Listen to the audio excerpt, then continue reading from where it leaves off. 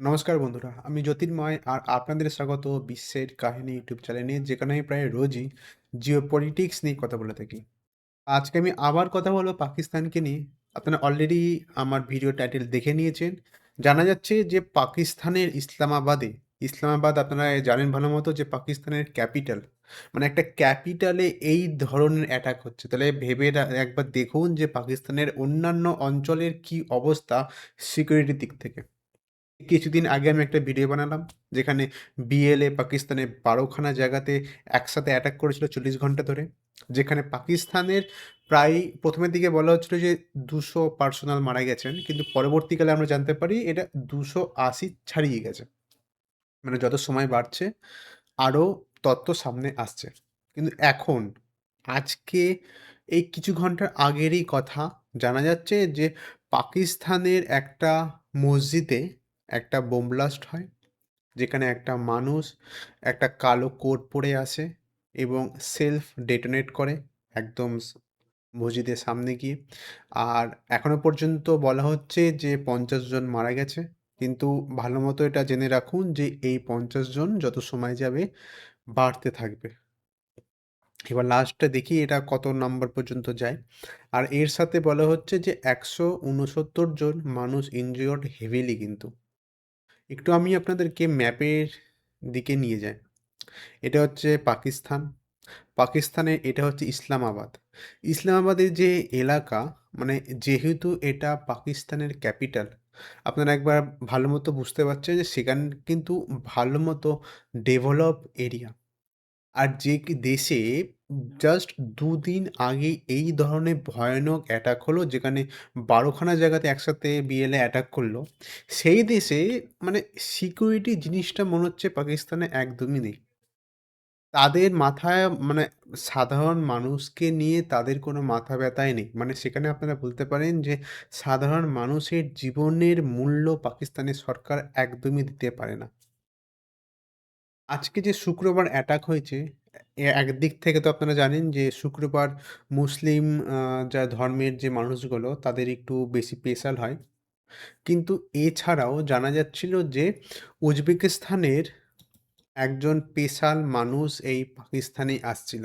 তো একদিক থেকে আমরা এটা পরিষ্কার বুঝতে পারছি যে যারাই এই জিনিসটা করেছে তারা একটা ক্লিয়ার মেসেজ কিন্তু সেন্ড করতে যাচ্ছে মানে চাইছে।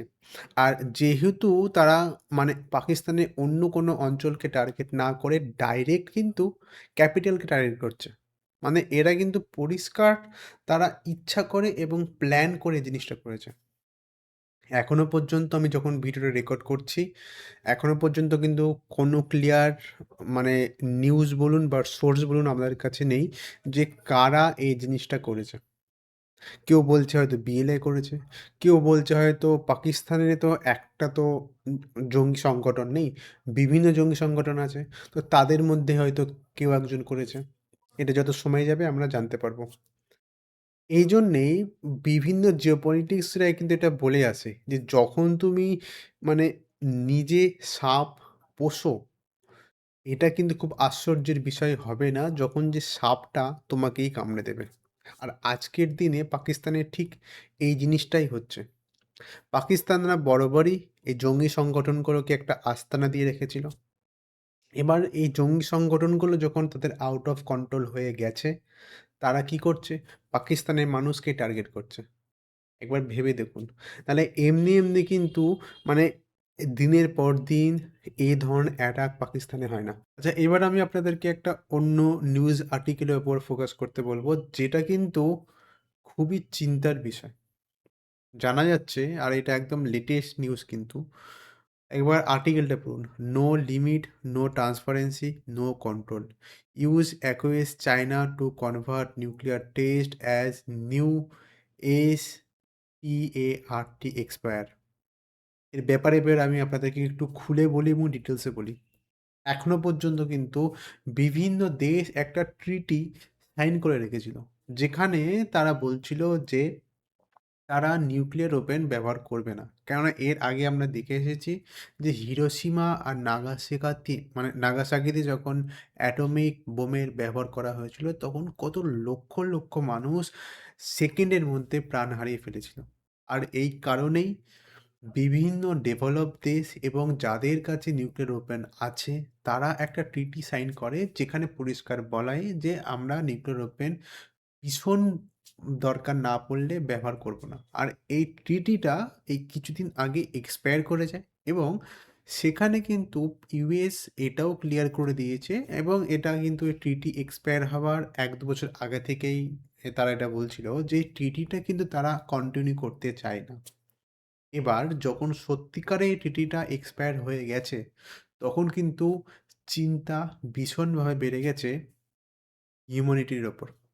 কেননা এর আগে বা এখনো পর্যন্ত যে যুদ্ধগুলো হয়ে আসছিল, একবার গাজাতে বলুন, ইউক্রেনে বলুন, সিরিয়াতে বলুন, এখন যে ইরানে যেটা হবে মনে হচ্ছে, এখানেই বা বলুন, এখনো পর্যন্ত কিন্তু কেউ নিউক্লিয়ার ওয়েপন ব্যবহার করেনি। আর কেন করেনি? এই ধরনের ট্রিটিগুলো থাকার জন্যই। আর এখন যখন এই ধরনের টিটিগুলো এক্সপায়ার হয়ে গেছে এবং ইউএস এর মতো দেশ এটাকে আর কন্টিনিউ করতে চাইছে না, তখন কিন্তু সত্যি ভীষণই চিন্তা মধ্যে এসে গেছে যে দেশগুলোর কাছে নিউক্লিয়ার ওয়েপন নেই। তারা আপনারা বলুন যাদের কাছে নিউক্লিয়ার ওয়েপন নেই তারা কিভাবে নিজেদেরকে রক্ষা করবে?